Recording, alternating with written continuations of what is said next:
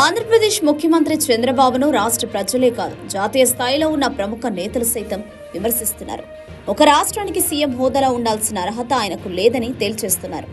అధికారం చేపట్టిన తర్వాత అభివృద్ధిపై సరైన రీతిలో దృష్టి సారించకపోవడం, మరోవైపు విపత్తులు ఏర్పడినప్పుడు చాకచక్యంగా వ్యవహరించకపోవడం చూస్తే అది నిజమే అనిపిస్తోంది. తాజాగా మాజీ కేంద్ర మంత్రి చంద్రబాబుపై విమర్శలు చేయడమే ఇందుకు ఉదాహరణ.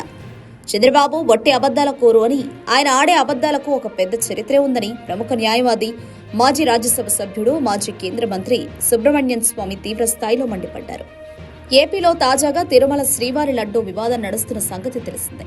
కాగా గత వైసీపీ ప్రభుత్వం హయాం నుంచి లడ్డూ ప్రసాదంలో జంతువుల కొవ్వు కలిసిందంటూ చంద్రబాబు ఆరోపణలు చేశారు. ఒక ముఖ్యమంత్రి లాంటి అత్యున్నత పదవిలో ఉన్న వ్యక్తి అలా మాట్లాడడం ఏమాత్రం సరికాదంటూ సుబ్రహ్మణ్యన్ స్వామి ఖండించారు. చంద్రబాబు చేస్తున్న ఇలాంటి దుష్ప్రచారాన్ని ఎవరూ నమ్మొద్దని శ్రీవారి భక్తులకు సూచించారు. రాజకీయ లబ్ధి కోసం దేవుడిని కూడా ఉపయోగించుకోవడం మహాపాపమని చంద్రబాబుకు హితవు పలికారు. చంద్రబాబు చేసే పనులకు, చెప్పే మాటలకు పొంతన ఉండదని దుయ్యపట్టారు. గతంలో కూడా యేసుక్రీస్తు ఫోటోలున్నాయని, కొండపై అన్యమత ప్రచారం జరుగుతుందని అప్పటి సీఎం వైఎస్ జగన్ టార్గెట్ చేసి దేవుడిని అవమానించారు చంద్రబాబు.